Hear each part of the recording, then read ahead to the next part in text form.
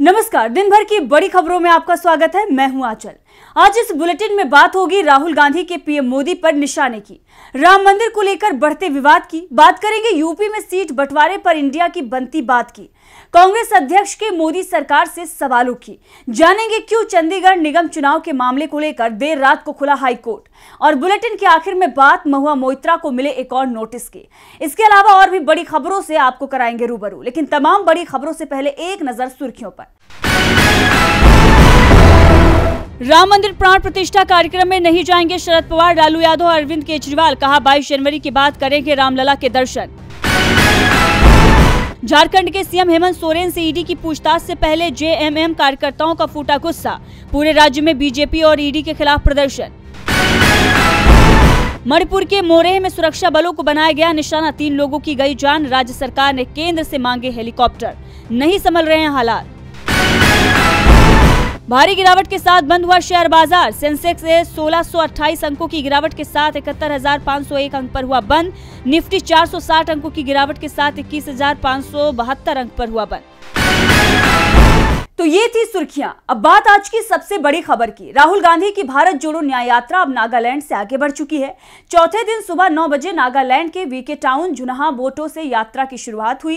राहुल ने इस दौरान लोगों से यात्रा का मकसद बताया। साथ ही मोकोकचुंग में उन्होंने पीएम मोदी पर निशाना साधते हुए कहा कि अगर उनके पास समस्या का समाधान नहीं है तो झूठे वादे नहीं करना चाहिए। तो क्या कहा राहुल गांधी ने, आज इस यात्रा में क्या रहा खास, देखिए इस रिपोर्ट में। कांग्रेस की भारत जोड़ो न्याय यात्रा आज नागालैंड के वीके टाउन जुनहो बोटो से शुरू हुई। इस दौरान लोगों की भारी भीड़ जुटी।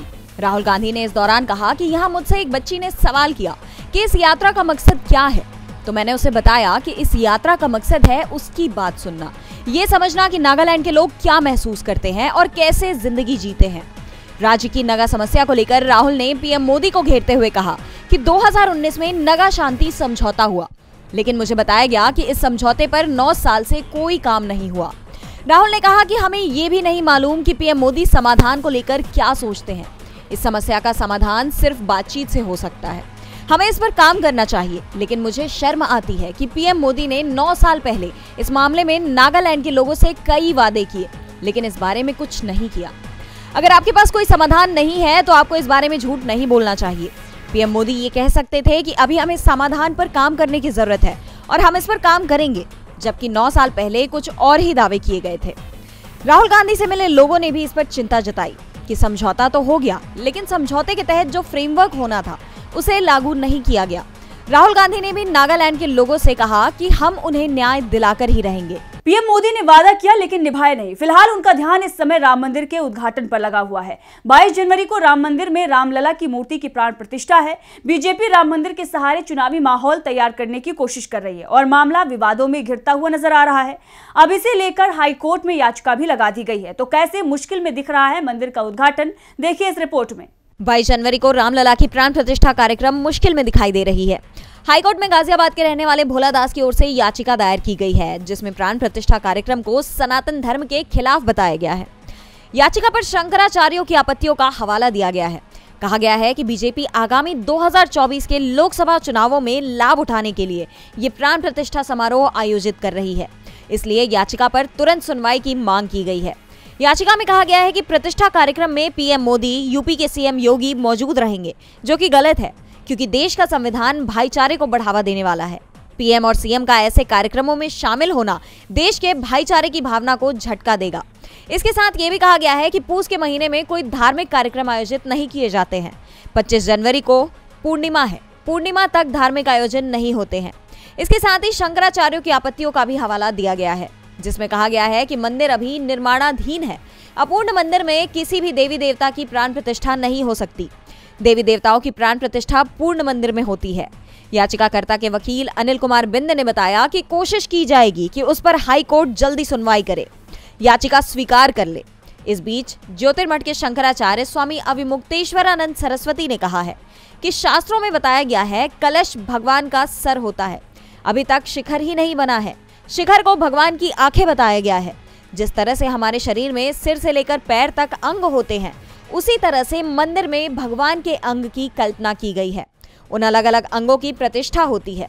मंदिर के इन अंगों में से अभी तक आंख, मुंह, सिर बना ही नहीं है। जब मंदिर का शिखर बनेगा तो उसके ऊपर कलश चढ़ेगा। अभी सिर बना नहीं है और आप प्राण प्रतिष्ठा कर रहे हैं, ये कोई सामान्य गलती नहीं है। फिलहाल निगाहें कोर्ट पर हैं। सवाल उठ रहे हैं कि क्या मंदिर के उद्घाटन कार्यक्रम पर रोक लगेगी? हाईकोर्ट ने अगर कार्यक्रम पर रोक लगा दी तो बीजेपी का पूरा प्लान फेल हो जाएगा। बीजेपी के लिए मुश्किलें खड़ी हो सकती हैं, तो दूसरी तरफ उसकी मुश्किलों को इंडिया गठबंधन अलग से बढ़ा रहा है। आज इंडिया में यूपी में सीट बंटवारे को लेकर चर्चा हुई। कांग्रेस और सपा नेताओं के बीच बैठक भी हुई। इंडिया गठबंधन में सीट बंटवारे को लेकर आज कांग्रेस और सपा के सदस्यों की बैठक हुई। कांग्रेस की तरफ से मुकुल वासनिक, अशोक गहलोत, भूपेश बघेल, सलमान खुर्शीद और मोहन प्रकाश शामिल हुए, तो सपा की तरफ से प्रोफेसर रामगोपाल यादव, जावेद अली, लालजी वर्मा, संग्राम सिंह यादव और उदयवीर सिंह शामिल हुए। बैठक में हर सीट को लेकर दावेदारी पर चर्चा हुई। किस सीट पर किस दल का उम्मीदवार मजबूत है, कहां किसका कितना आधार है, इस पर चर्चा हुई। फिलहाल सीट बंटवारे पर कोई ऐलान नहीं हुआ है, लेकिन ये साफ हो गया है कि सीट बंटवारे में कोई परेशानी नहीं आएगी। वैसे बताया ये जा रहा है कि कांग्रेस जो पहले कम से कम 30 सीटों पर दावेदारी कर रही थी, उसने अपना रुख नरम किया है, तो सपा के तरफ से भी कांग्रेस को सम्मानजनक सीटें देने की बात कही गई है। दावा किया जा रहा है कि सपा यूपी में 55 से 60 सीटों पर चुनाव लड़ेगी, तो कांग्रेस को 16 से 20 सीटें दी जा सकती हैं। आरएलडी को 5 और 1 सीट जेडीयू के लिए छोड़ना तय माना जा रहा है। पहले सपा की तरफ से कम 65 सीटों पर चुनाव लड़ने का दावा किया जा रहा था। सीट बंटवारे को लेकर एक और बैठक होने की उम्मीद है। इसके बाद सीटों के बंटवारे का ऐलान हो जाएगा। दरअसल यूपी के लिए सीट बंटवारे में देरी का कारण माना जा रहा था बसपा को। कांग्रेस की कोशिश थी कि बसपा भी इंडिया में शामिल हो, जिस कारण यूपी में सीट बंटवारे का काम नहीं हो पा रहा था। लेकिन मायावती ने जब अलग लड़ने का ऐलान कर दिया तो इंडिया ने यूपी पर सीट बंटवारे का काम शुरू कर दिया। इंडिया गठबंधन में सीट बंटवारे पर तेजी से चर्चा हो रही है। जल्द ही सीट बंटवारे का काम हो जाएगा और चुनाव प्रचार में भी तेजी आ जाएगी। इंडिया गठबंधन अपनी मजबूती के साथ ही बीजेपी पर भी निशाना साधने में जुटा हुआ है। कांग्रेस के अध्यक्ष मल्लिकार्जुन खड़गे ने तो मोदी सरकार के 10 साल के कार्यकाल का हिसाब किताब ही सामने रख दिया है। तो क्या कहा है खड़गे ने, देखिए इस रिपोर्ट में। लोकसभा चुनाव से पहले संसद का शीतकालीन सत्र खत्म हो रहा है। 31 जनवरी से 9 फरवरी तक संसद का बजट सत्र आयोजित किया जाएगा। 1 फरवरी को वित्त मंत्री निर्मला सीतारमण बजट पेश करेंगी। लेकिन बजट सत्र से पहले कांग्रेस अध्यक्ष मल्लिकार्जुन खड़गे ने मोदी सरकार पर अहम सवाल खड़े किए हैं। खड़गे ने सोशल मीडिया प्लेटफॉर्म एक्स पर लिखा, 15 दिन में मोदी सरकार अपने कार्यकाल का आखिरी बजट पेश करेगी। कुछ तथ्य: देश के परिवारों की बचत 50 साल में सबसे न्यूनतम स्तर पर है। ये जीडीपी के अनुपात में 5.1% पर आ गिरी है, जबकि सरकार का कुल कर्ज, राजकोषीय घाटा, केंद्र सरकार 5.9%, राज्य 3.1%, करीब 9% तक रहने का आकलन है। इस हिसाब से पता चलता है कि देश के परिवार जितना बचा रहे हैं, उससे अधिक तो अकेले सरकार को कर्ज लेना होगा। यही सबसे खतरनाक पक्ष है। आईएमएफ के मुताबिक डेब्ट टू जीडीपी रेशियो 60% होना चाहिए, पर वह अभी 81% पर है और आईएमएफ ने इस पर चेतावनी भी दी है, जिसे मोदी सरकार ने आदतन तरीके से नकारा है। भारत सरकार कर्ज के चक्रव्यूह में लगातार फंसती जा रही है। कहीं ये ना हो कि विश्व की कुछ बड़ी अर्थव्यवस्थाओं की तरह हमारी अर्थव्यवस्था और देश का भविष्य दोनों कुचक्र में उलझकर बड़ी मुसीबत में पड़ जाएं। मोदी सरकार ज्यादा खर्च करने का ढिंढोरा पीटती है, पर असलियत ये है कि 15 मंत्रालयों ने अब तक पिछले बजट का केवल 17.8% ही खर्च किया है। इसमें MSME, petroleum, civil aviation, food processing corporation, अल्पसंख्यक, पूर्वोत्तर मंत्रालय शामिल है। विज्ञापनी तमाशों के शोरगुल से सच छिप नहीं सकता। अब कांग्रेस भले ही आंकड़ों के सहारे बीजेपी को घेरने में जुटी हुई है, लेकिन बीजेपी चुनाव विकास कार्यों पर नहीं, राम मंदिर के नाम पर लड़ने की तैयारी कर रही है। लेकिन क्या बीजेपी का ये दांव काम कर पाएगा? वैसे इस समय बीजेपी का कोई भी दांव चलता नजर नहीं आ रहा है और अब उसके हाथ से चंडीगढ़ नगर निगम की सत्ता खिसकने वाली है। इसको लेकर जमकर ड्रामा चल रहा है। देर रात हाईकोर्ट को भी सुनवाई करनी पड़ गई है। तो क्या है पूरा मामला और क्यों लग रहा है बीजेपी को हार का डर, देखिए इस रिपोर्ट में।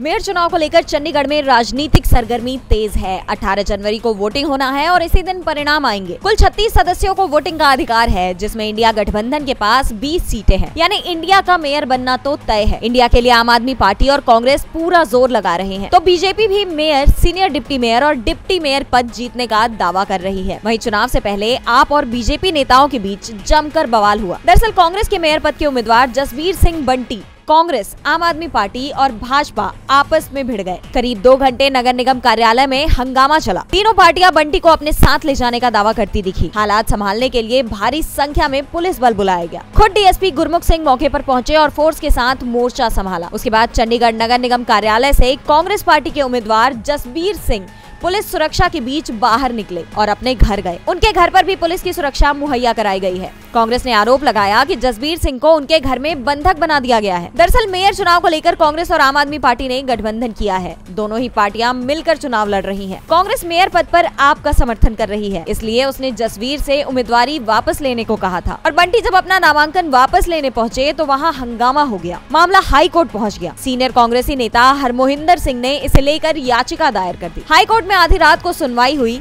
हाईकोर्ट ने पुलिस से जवाब मांग लिया। बीजेपी की कोशिश थी कि बंटी चुनाव लड़े, लेकिन बंटी ने साफ कह दिया कि पार्टी के आदेश से उन्होंने फॉर्म भरा था और पार्टी के आदेश से ही इसे वापस ले लिया। चंडीगढ़ निगम चुनाव में बीजेपी की हार तय मानी जा रही है और इसका असर लोकसभा चुनाव में भी दिखाई दे सकता है। लेकिन बीजेपी को इस समय सबसे ज्यादा डर लग रहा है जाट समाज के आंदोलन को लेकर।